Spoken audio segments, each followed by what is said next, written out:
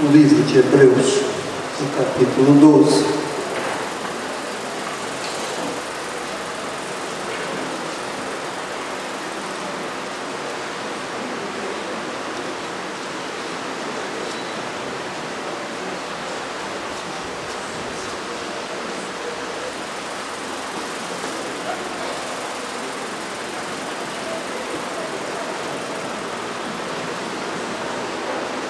A partir do verso 1.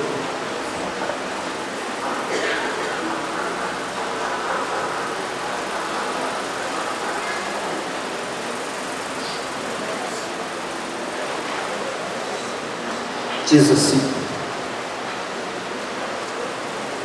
portanto nós também, pois que estamos rodeados de uma tão grande nuvem de testemunhas, deixemos todo o embaraço e o pecado que tão de perto nos rodeia, e corramos com paciência a carreira que nos está proposta, olhando para Jesus, autor e consumador da fé, o qual, pelo gozo que lhe estava proposto, suportou a cruz, desprezando a afronta, e assentou-se à destra do trono de Deus.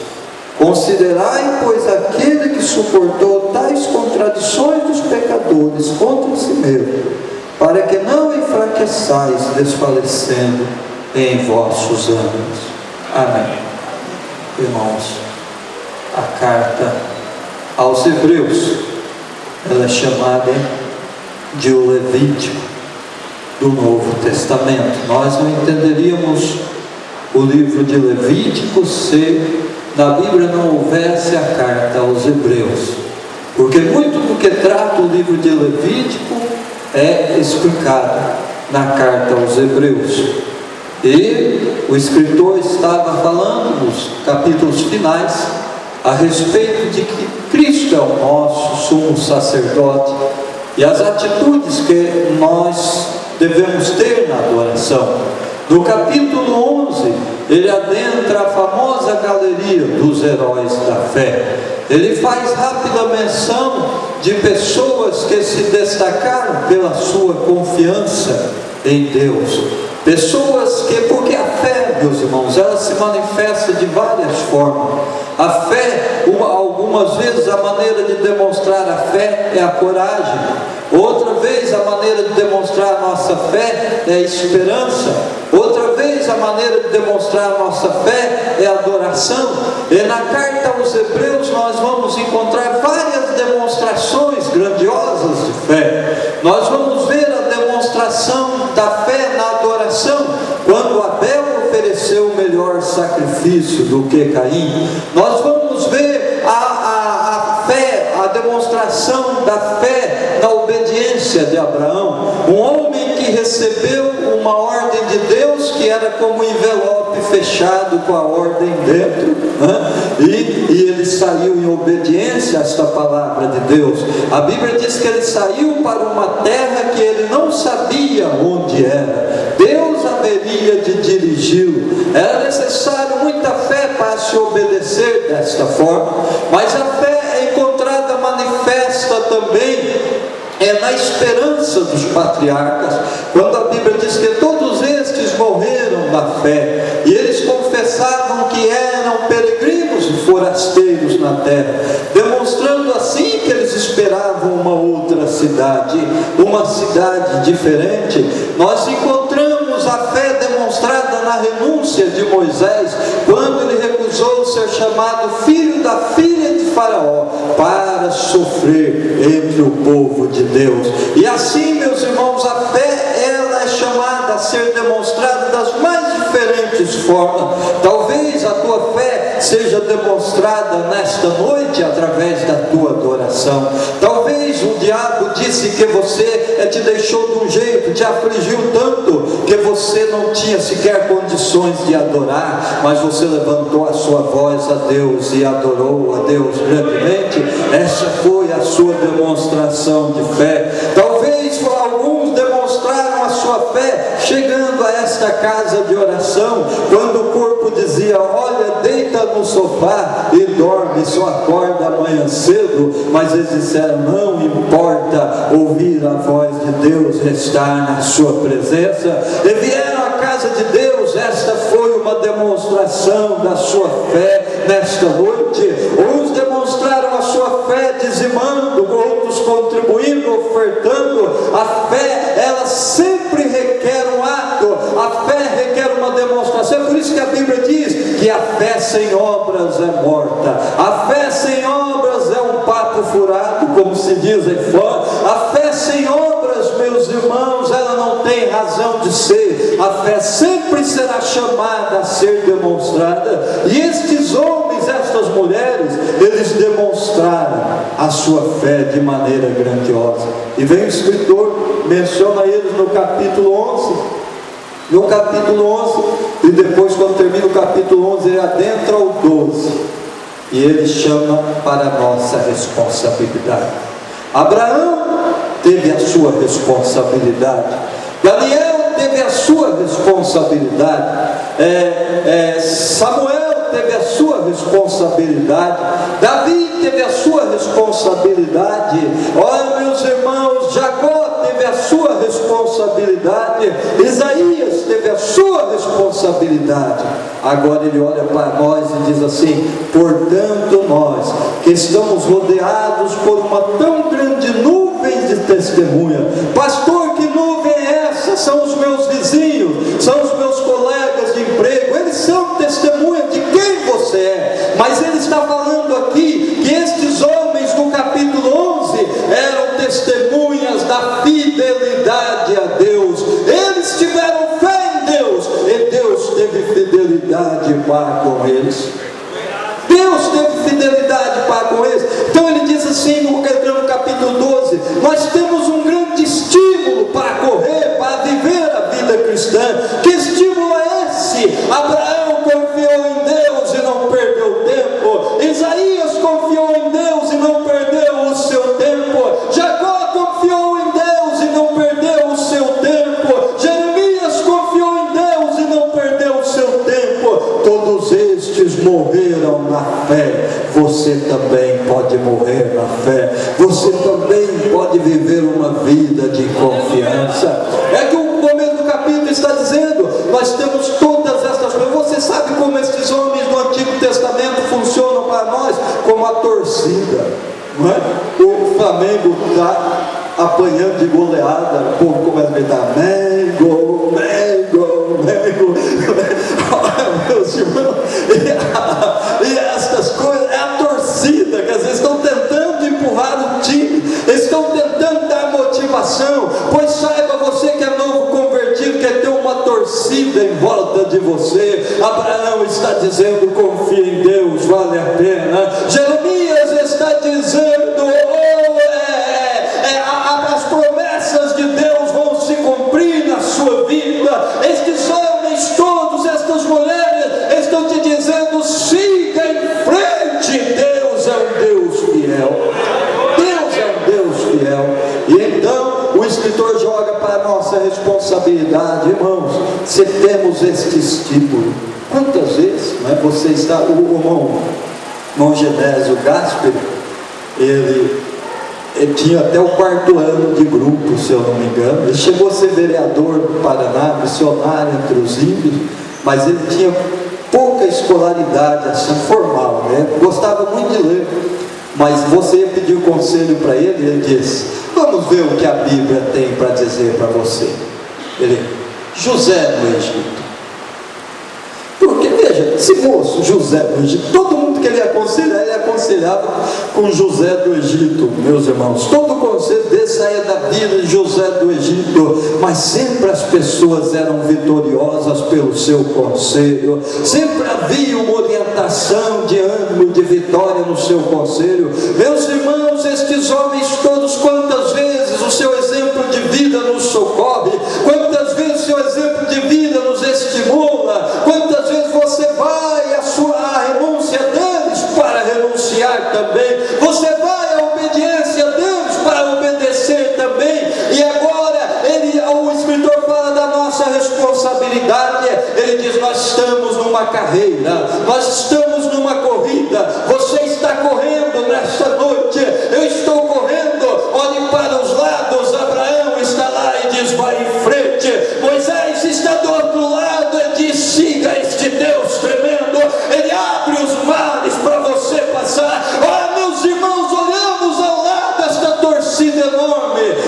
gente, agora eu vou ensinar vocês como vencerem a corrida da fé, a corrida cristã. Ele diz: você quer vencer? Ele diz: primeira coisa que você vai ter que ter, ele diz assim: renunciar. A vida, a carreira cristã exige renunciar. Renúncia o que é? É saber escolher e abrir mão de uma coisa por outra mais importante.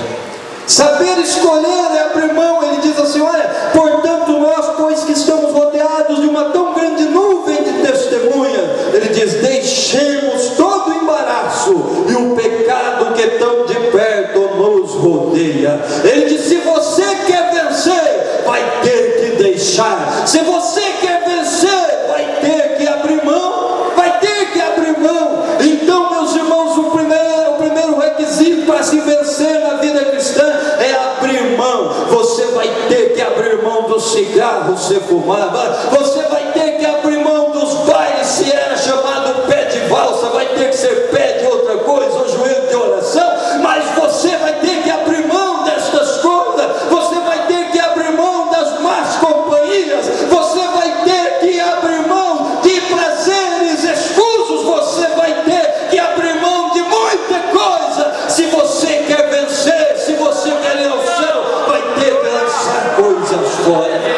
Vai ter que lançar coisas fora. Ele diz assim: o que nós vamos jogar fora, pastor, se queremos vencer? Ele diz: lance fora o embaraço. Embaraço, ele faz duas coisas: de embaraço e de pecado. Embaraço não é pecado, pecado não é embaraço. Se ele fala dos dois, é porque os dois são um diferente do outro. Olha, embaraço, o que é? Embaraço não chega a ser pecado, mas embaraço é peso que nos retarda. Embaraço é peso que nos prende. Embaraço são coisas que não chegam a ser transgressão da lei de Deus, mas que nos impedem de correr. Vocês já viram o nadador, o atleta, o nadador, ele precisa até se depilar, porque os pelos do seu corpo em contato com a água, eles retardam a sua velocidade, e isso pode dar diferença de segundos e de vantagem para o outro. O que corre também, meus irmãos, ele tem que correr com roupas leves. Os atletas da Grécia, eles corriam sem roupa, justamente porque eles sabiam que peso no nosso corpo nos faz correr e andar mais devagar. Olha, meus irmãos, isso é disso que a Bíblia fala quando diz do embaraço, aquilo que pesa, aquilo que retarda. E o que retarda não é pecado, meus irmãos. O que retarda é apenas coisas que nos impedem de viver a vida cristã. O seu embaraço pode ser um amigo que o Espírito de Deus já te disse: cuidado com ele, menos dele para ter mais de Deus. Mas você continua insistindo nas mesmas coisas. O teu embaraço pode ser até o Palmeiras, porque tem gente, meus irmãos, tem gente que torce, tem crente que torce. Eu não sei, eu nunca achei isso, porque primeiro argumento: campeonato todo ano tem igual, não é? Todo ano tem igual.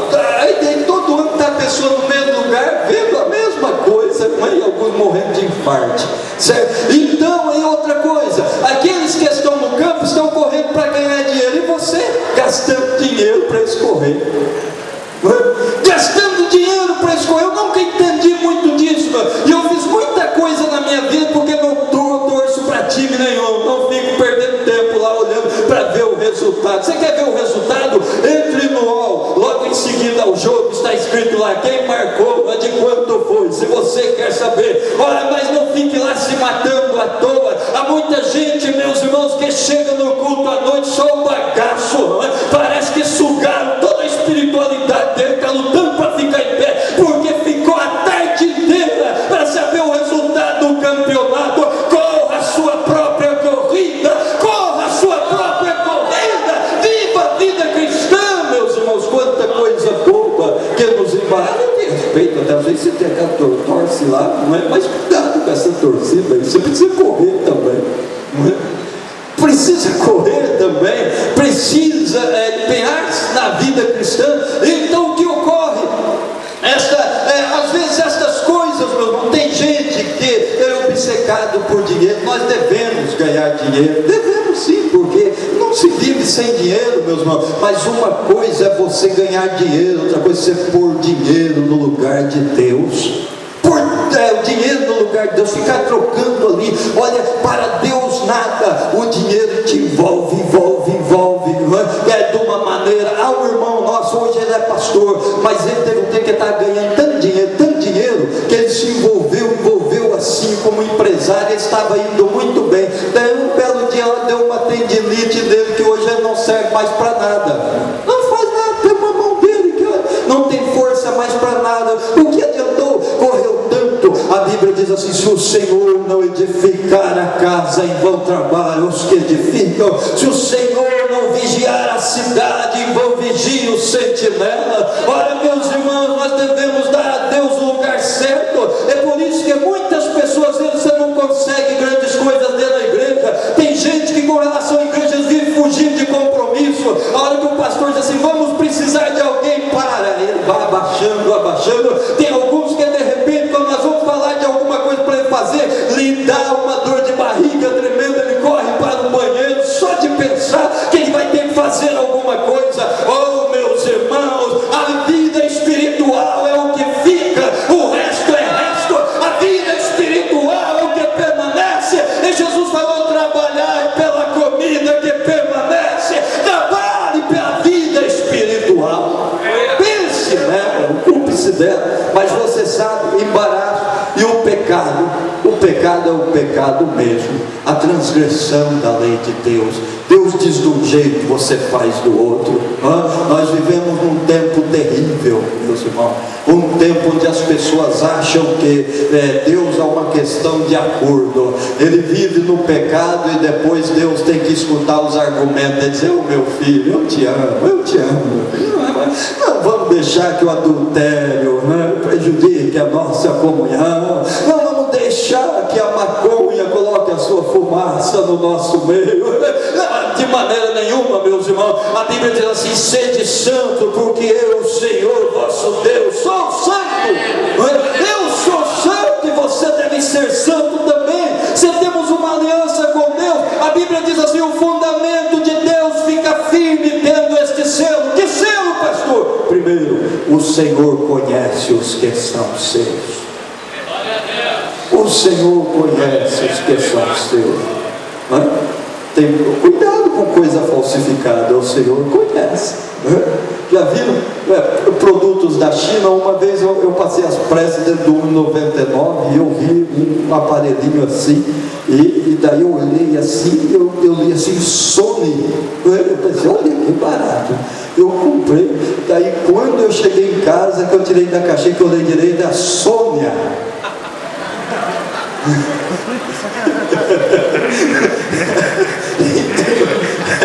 Não tinha nada a ver. Meus irmãos, tem crente que está desse jeito. É crente, não vai olhar direito. Meu Deus, aparece cada coisa que assusta. Mas o Senhor conhece os que são seus. O primeiro fundamento é esse: ninguém engana Deus. Lide com Deus direito, porque Deus não pode ser enganado. O segundo fundamento qual é? É aquele que profere o nome do Senhor, aparte-se da iniquidade. Se você tem uma aliança com Deus, fuja e evite o pecado. Fuja e evite o pecado. Então, quantas pessoas estão impedidas na vida cristã por causa do pecado? Não estão vivendo a vida cristã impedidos. Meus irmãos, o diabo tem um único meio de ter domínio sobre as nossas vidas. Ter domínio sobre as nossas vidas. Sabe qual é o pecado? Quando nós pecamos, nós nos comprometemos com o diabo. Quando pecamos, nos comprometemos com o diabo. Quando Adão se comprometeu com Satanás? Quando pecou. Quando Eva se comprometeu com Satanás? Quando pecou. Quando eles não tinham pecado, eles tinham um único compromisso com Deus. E o diabo, ele age dessa maneira. Por isso que o diabo se empenha tanto em te fazer pecar. Havia uma moça em Amparo, nós comentávamos dela hoje. Eu vi, irmãos, em umas 2 ou 3 quintas-feiras, a pessoa que estava pregando parou diante dela e disse: filha, o Espírito de Deus está te avisando. Tem uma mulher que você tem como amiga, mas ela não é tua amiga, e ela está te levando e te convidando para a sua casa, mas ela está querendo armar uma cilada para você.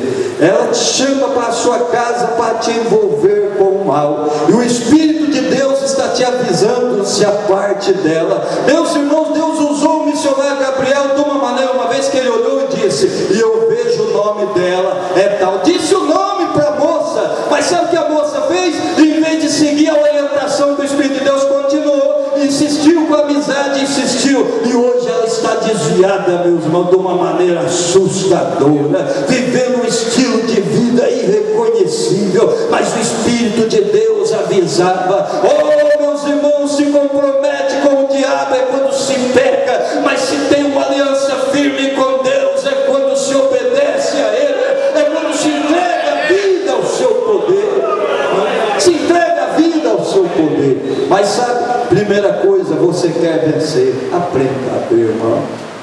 Aprenda a abrir mão. Ou a juventude que sofre muito com isso. Eu me lembro do tempo que eu estudava na escola, um dia os meus colegas, eles chegaram e disseram para mim: ô Nilson, é o seguinte, ajeitamos uma festa aí, está tudo certo, a mulherada, está tudo, ele foi dizendo tudo o que tinha. Ele diz aí: então, você está... Eu disse: de maneira nenhuma pode me tirar da lista.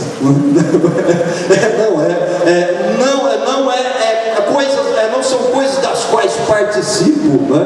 Olha, se o meu nome estava na lista, você pode fazer um X em cima, que este assunto não me interessa. Olha, meus irmãos, quantas vezes você é rodeado pelo mal, mas a Bíblia diz: você quer vencer, você quer vencer. Deixe o embaraço e o pecado que tão de perto te rodeia, o pecado que está em torno de você. Quer vencer?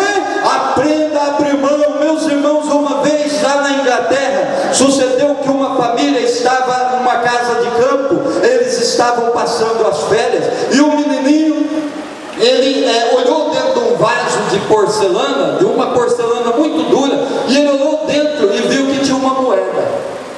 E criança, né? Acha uma moeda, você fica toda contente. Olhou dentro do vaso, viu aquela moeda, ele pensou: eu vou tirar a moeda. Mas às vezes as crianças ainda são um pouco lerdas para pensar, né? O adulto às vezes já diz assim: olha, eu vou quebrar esse vaso, eu virar ele de boca para baixo. Mas a criança, o menino olhou assim, daí ele enfiou a mão, cabia passar na sua mão, ele enfiou a mão dentro do vaso e segurou a moeda. Daí, quando ele foi puxar, não saía a mão. Ele começou a chorar, e aquele vaso assim na mão, né? E o pai veio com ele: o que está acontecendo? Ele disse: pai, prendi a minha mão, prendi a minha mão, prendi a minha mão. Ele disse: agora o que eu vou fazer? Eu prendi a minha mão. Ele disse: filho, é muito simples, a sua mão não sai porque você quer tirar a moeda, é só você abrir a mão, soltar a moeda, a mão vai passar e volta. Tão simples. O menino abriu a mão, a moeda caiu, ele tirou a mão, vazia, sem nada. Meus irmãos, a vida cristã é assim. Se você está tentando segurar a moeda, você está preso. Se você está tentando segurar o pecado, você continuará preso. Mas o Espírito de Deus diz nesta noite: abra mão para a liberdade, abra mão para viver a liberdade do Espírito, abra mão para viver uma vida poderosa, uma vida de vitória com Deus. É necessário saber abrir mão, meus irmãos, é necessário saber renunciar. Você quer vencer o que ele diz: olha, deixemos todo o embaraço e o pecado que tão de perto nos rodeia, e corramos com paciência. É preciso renunciar, mas é preciso perseverar. Essa palavra no original diz: corramos com perseverança a carreira que nos está proposta. Você quer vencer na vida espiritual, não deve desistir, deve insistir em viver a vida cristã. Por que a vida cristã exige perseverança? Porque vai ter hora que você não vai estar compreendendo, não é? Tem hora que você não vai estar compreendendo. Uma vez um pastor, uma mulher tinha acabado de perder o seu filho de 3 anos, e ela chegou para o pastor e falou: pastor, me diga, pastor, onde estava Deus quando o meu filhinho morria? Ele olhou e falou: irmã, ele estava no mesmo lugar em que ele viu dele morrer também. Em que ele viu dele morrer também, ele estava no mesmo lugar. Vai ter muitas horas na vida que você não vai compreender as coisas. Jesus falou para os discípulos, quando Jesus pegou a toalha, tinha acabado a Santa Ceia, estava acontecendo a Santa Ceia. Jesus pegou a toalha, colocou no ombro, abaixou com uma vasilha com água e começou a lavar os pés dos seus discípulos. Pedro puxou o pé e disse: Senhor, o senhor vai me lavar os pés? De maneira nenhuma. Está errado. Nós é que deveríamos te lavar os pés. Ele disse assim: Pedro, o que eu faço você não sabe agora, mas depois você vai entender. Primeiro envolva-se, primeiro participe.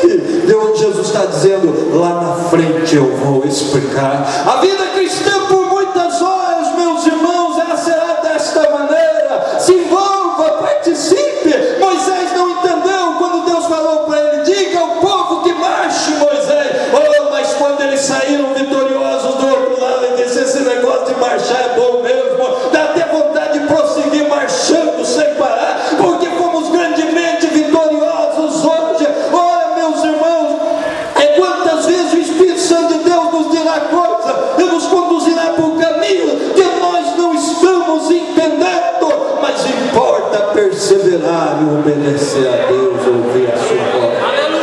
Mas sabe, é necessário perseverança também, porque muitas vezes nós seremos incompreendidos. As pessoas não nos entenderão.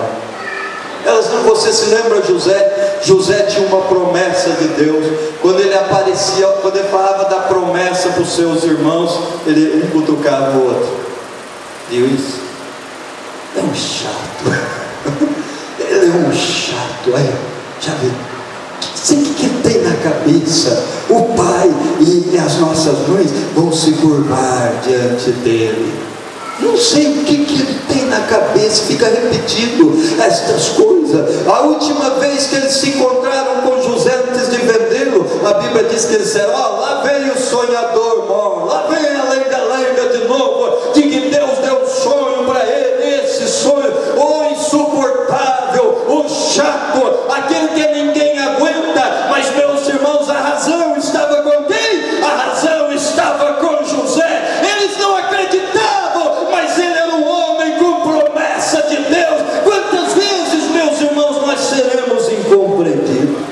Muitas vezes seremos incompreendidos, mas a vida cristã tem que ser vivida com perseverança. Nós devemos ser perseverantes. Você não vai vencer se você é um cheio de não me toques, não me reles. Você não vai vencer se você é um crente muito dodói, assim que outros te olhou feio e se diz: eu vou mudar de igreja, eu vou mudar de igreja, vou sair daqui.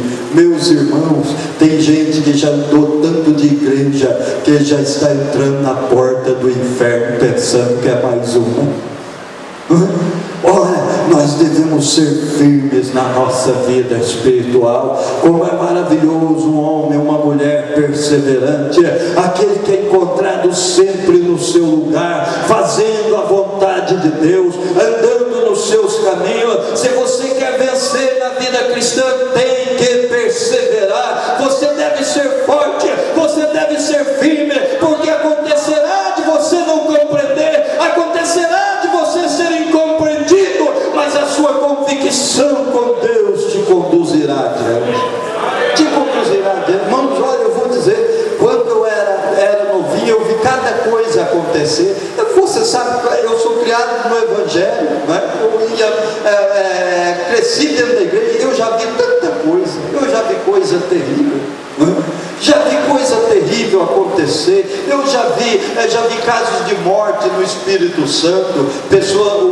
Um ex-policial levou um revólver dentro da igreja, depois do culto domingo à noite ele atirou, matou um. Todas essas notícias vêm para a gente, tantas coisas que acontecem. Você vê acontecer em igreja, mas meus irmãos, estas coisas acontecem com aqueles que não querem fazer a vontade de Deus. Estas coisas acontecem com pessoas que não tiveram conversão. Estas coisas acontecem com pessoas que não conhecem o seu Deus. Mas se você conhece o seu Deus, você fará proeza. Se você conhece o seu Deus, você seguirá adiante. Se você conhece o seu Deus, você falará: fala, Senhor, que o teu servo ouve, e Deus te achará sempre no seu lugar. Deus te achará sempre no seu lugar. Mas há um povo doido que anda por aí, que, meu Deus, para saber em que igreja está, só instalando o GPS neles, porque, olha, vão de lugar em lugar, é que nem doido, que ninguém pode contrariar. Meu amigo, no Evangelho você vai ser contrariado muitas vezes. Muitas vezes Deus vai te dizer: é a minha vontade, não é a sua. Muitas vezes Deus vai te corrigir, porque Deus, o salmista diz: a tua vara e o teu cajado me consolam. Meus irmãos, para vencer na vida espiritual tem que ter essa palavra. Sabe por quê? A vara servia para proteger. A vara, quando o lobo vinha à distância, o pastor já fazia assim, ó, e jogava para afugentar. Mas havia o cajado. O cajado era uma outra vara com uma argola na ponta. Olha que a ovelha ia distraindo assim, ó, se distanciando das outras. Daqui a pouco ela levava um tranco. Puxava e a colocava no caminho. Meus irmãos, Deus vai usar o cajado muitas vezes com você. Você vai levar uns trancos assim, é uma coisa que acontece, e eis você voltando ao caminho. Mas importa perseverar, importa insistir em seguir a vontade de Deus. Mas se quer vencer ainda o que é necessário, ele diz: corramos com perseverança o quê? A carreira que nos está proposta. Terceira coisa, obediência. A vida cristã não é feita por nós, é Deus quem fez. É Deus quem fez. É por isso que tem muita gente que não está vencendo. Olha, esses tempos atrás, vocês viram, teve ela ficou famosa aqui no Brasil pregando, me esqueço o nome, Lana Holder, ela ficou famosa no Brasil pregando em festas do círculo de oração. E daí pregava em festas do círculo de oração por todo o Brasil. Daí depois ela pegou, ela tinha tido uma vida de bagunça antes de aceitar Jesus. Depois ela se converteu, ela passou a cooperar na igreja. Depois desta fama, pregando por todo o Brasil, ela veio a cair com uma moça. Com uma moça que ela tinha tendência ao homossexualismo. Ela caiu em pecado com essa moça. Daí ela foi excluída, foi disciplinada. Ela se afastou um tempo da igreja e ela ficou vivendo com essa moça.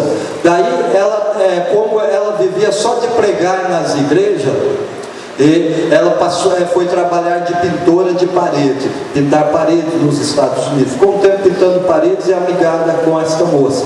Daí em seguida a isso, um dia ela procurou a igreja, pediu perdão novamente, eles colocaram ela na comunhão. Daí rapidamente já começaram a mandar ela pregar de novo. Ela pregar do mesmo jeito que pregar. Irmãos, a vida espiritual, isso é um erro. Sabe por quê? Davi, quando os vizinhos inimigos, ele mandou os súditos dele como embaixadores para o rei vizinho, e o rei vizinho os quis humilhar. O rei vizinho rapou a barba deles e deixou eles careca, como uma humilhação, e mandou eles de volta para Davi. Davi ordenou a eles: não venham direto para Jerusalém, mas fique na cidade tal até crescer a barba. O que quer dizer? Meus irmãos, se a pessoa foi desonrada, é preciso de um tempo, né? Se a pessoa foi disciplinada, é preciso de um tempo para a pessoa ser restaurada. E o que aconteceu? Rapidamente ela já estava pregando por todo o Brasil. Daí aconteceu o pior: ela não aguentou, ela voltou com a moça, amigou com a moça de novo. Só que o que ela fez? Ela abriu uma igreja para os homossexuais em São Paulo. E agora volta e meia você vê ela na televisão dando entrevista. E o que? combatendo a igreja, a Assembleia de Deus, que nós não temos o amor de Deus, nós não temos a visão de Deus. Irmão, não somos nós que fazemos a carreira nos está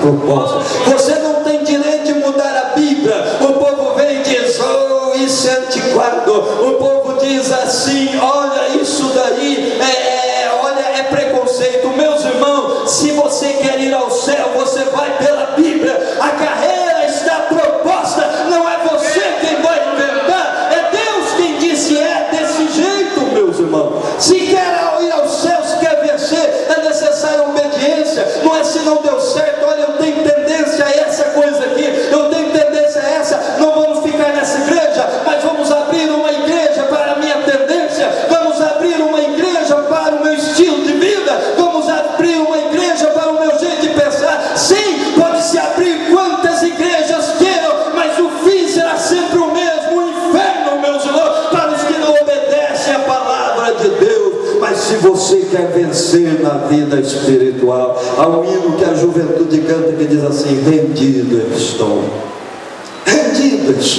não é?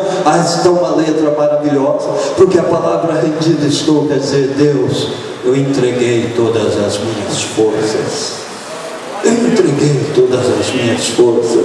eu deixei de viver do meu jeito, eu deixei de agir do meu jeito, eu entreguei todas as minhas forças. E é exatamente isso, meus irmãos, que a carreira cristã exige. Ou pare de ser um cabeça dura, pare de ser um teimoso e achar que Deus vai mudar a Bíblia por causa de você. Entre na carreira e pergunte, Deus, qual é a tua vontade? Eu tenho que correr segundo as suas regras.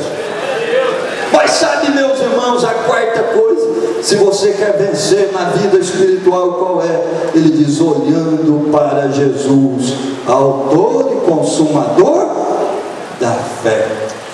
Se você quer vencer na vida espiritual, precisa concentrar-se.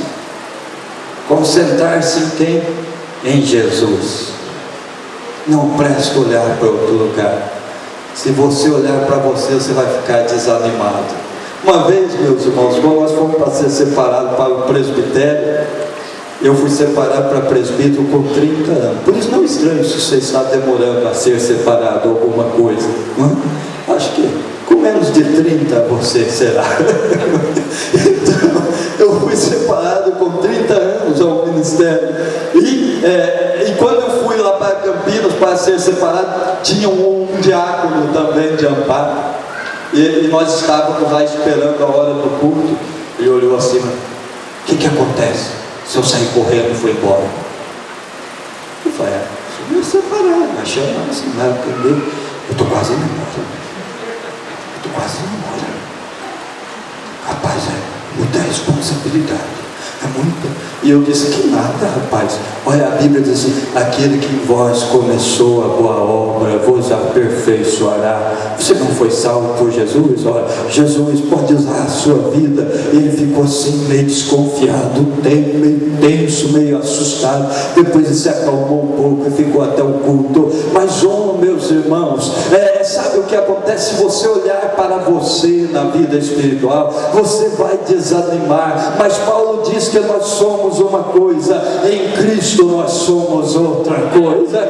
Você em você não é nada. O apóstolo Paulo teve o nele e o fora dele. O nele sabe como era? Ele disse que ele foi levado ao céu, e quando chegou no céu ele ouviu coisas inefáveis. Ele nem gosta de dizer o seu nome porque ficou com medo de se gloriar e sofrer. Então ele diz assim, o homem se na carne não sei, se no espírito não sei, foi levado até o terceiro céu. Ele lá ouviu coisas inefáveis que o mortal não pode ouvir.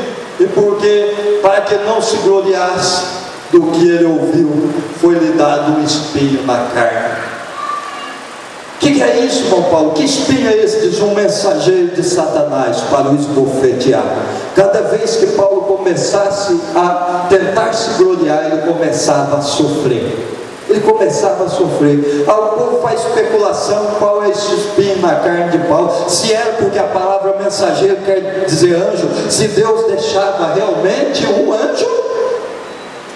o espancar, não é? O anjo o espancar para que ele não se gloriasse. Mas, irmão, isso daí é um mistério que está, é um sofrimento.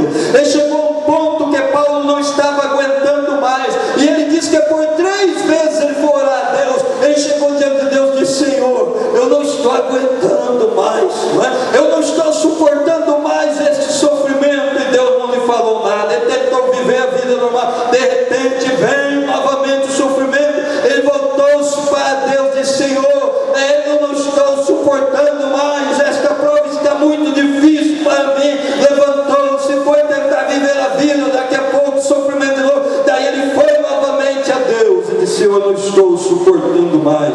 E Deus falou: Paulo, a minha graça te basta, porque o meu poder se aperfeiçoa na fraqueza.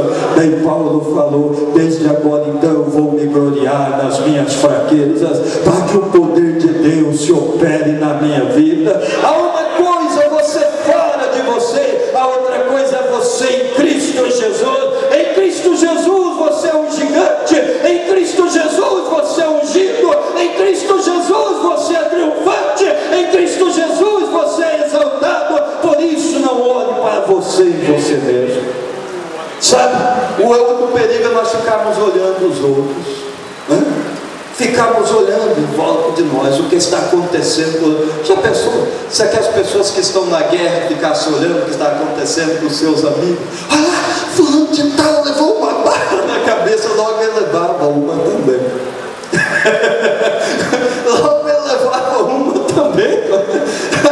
Mas se olhasse os outros, mas quem está na guerra sabe que é olhar para frente e desviar-se do inimigo. É olhar para frente e desviar-se do inimigo. A vida espiritual não é diferente. Se você quer correr, se você quer vencer, não fique olhando para lá. Você se lembra do brasileiro lá do Paraná, coitadinho, né? Estava ganhando a corrida e vinha vindo assim, o povo está tudo lá atrás, cansadinho. Ele para frente parecia que não se cansava. Daí de repente saiu aquele cidadão lá, né, do meio do povo, e veio para o lado dele como se quisesse dizer alguma coisa para ele. Ele foi diminuindo, o outro levando para fora, e ele perdeu a corrida, meus irmãos. Brasileiro, coitado, era muito simplório, né? Se era um americano ali, entrasse aquele senhor na frente para ver o que ele ganhava, ele ganhava um pontapé na barriga, né? Porque o que importava é vencer. Mas o brasileiro que ser educado, ele perdeu a corrida. Depois ele ganhou um troféu de honra. Mas o que vale o troféu de honra? Alguém se lembra dele? Só eu, para contar às vezes essas coisas. Não. Então, esta justamente, meus irmãos, não vale. Se você quer vencer, não olhe do lado. Se você quer vencer, não deixe que se coloquem na sua frente. Se você quer vencer, olhe para Jesus, o autor e consumador da fé. Quer vencer, é necessário estar concentrado. É necessário estar concentrado, olhando para Jesus, olhando firmemente para Ele, o que Cristo fez, como Cristo venceu. Oh, meus irmãos, Ele diz assim: olhe para Ele. Você está em dúvida? Olhe para Ele. Ele é o autor e o consumador da fé. Não, irmãos, quando a gente está trabalhando com o juiz, tem hora que dá algumas dúvidas na gente no que a gente está fazendo. Você não deve fazer nada por sua conta.